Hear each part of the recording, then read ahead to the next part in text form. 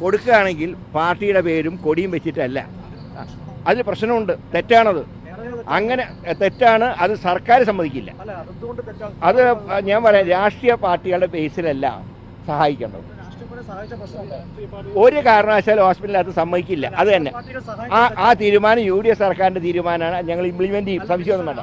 ഞങ്ങളുടെ കമ്മ്യൂണിറ്റി കിച്ചണിലേക്ക് സാധനം തന്നോട്ടെ. ഈ ഇടത് കൈ ചെയ്യുന്ന വലത് കൈ അറിയാൻ പാടില്ല എന്നാണ് ശാസ്ത്രം.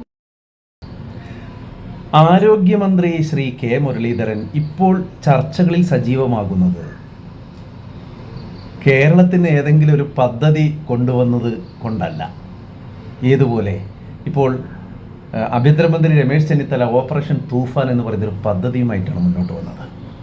മുരളീധരൻ അങ്ങനെ ഒരു പദ്ധതി കൊണ്ടുവന്നിട്ടില്ല എന്നത് മാത്രമല്ല, കാലങ്ങളായിട്ട് ഇവിടെ നിലവിലുള്ള ഒരു നന്മ, DYFI കൊടുക്കുന്ന ഒരു പൊതിച്ചോറ്, മെഡിക്കൽ കോളേജിലെ രോഗികൾക്കും കൂട്ടിരിപ്പുകാർക്കും സൗജന്യമായി കൊടുക്കുന്ന ഒരു പൊതിച്ചോറ് പദ്ധതി, അത് ആവശ്യമില്ല, അത് നിർത്തലാക്കണം എന്നുള്ള ഒരു ടാഗ് ലൈനുമായിട്ടാണ് മുരളീധരൻ വരുന്നത്.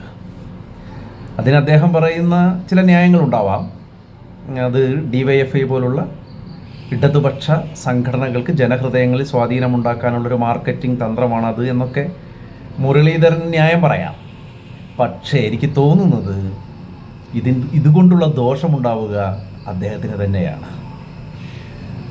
പാവപ്പെട്ട മനുഷ്യർ ഇതിനെ കാണുക അവരുടെ അന്നം മുടക്കിയ ആൾ എന്നുള്ള നിലയിൽ തന്നെയായിരിക്കും.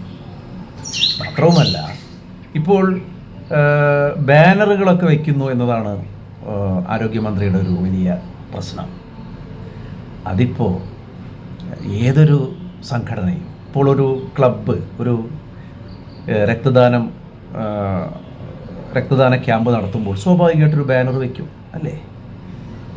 അത് വേണ്ട, ഒരു കുടുംബസംഗമം നടക്കുന്നു ഒരു ഹാളിൽ, അവിടെ ഒരു ബാനർ വലിച്ചു കിട്ടും. ഇത് ഒരു രാഷ്ട്രീയ പ്രചരണമാണ് എങ്കിൽ ആണ്. അങ്ങനെ തന്നെയാണല്ലോ രാഷ്ട്രീയ പ്രചരണം എന്ന് പറയുന്നത്.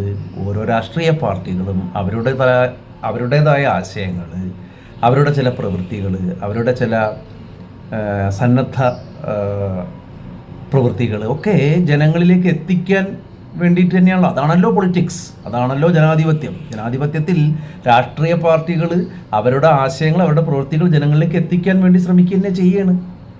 അപ്പം അതിൻ്റെ ഭാഗം തന്നെയാണത്. അത് ഏതൊരു സംഘടനയും അങ്ങനെ ചെയ്യും.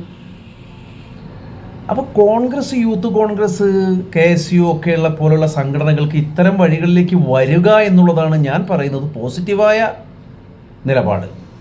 അങ്ങനെ ആയിരിക്കണം മുരളീധരനൊക്കെ അത്തരം പദ്ധതികൾ, അത്തരം പ്രവൃത്തികൾ അങ്ങനെ മുന്നോട്ട് കൊണ്ടുവന്നുകൊണ്ടായിരിക്കണം അതാണ് പോസിറ്റീവായ പ്രവൃത്തികൾ.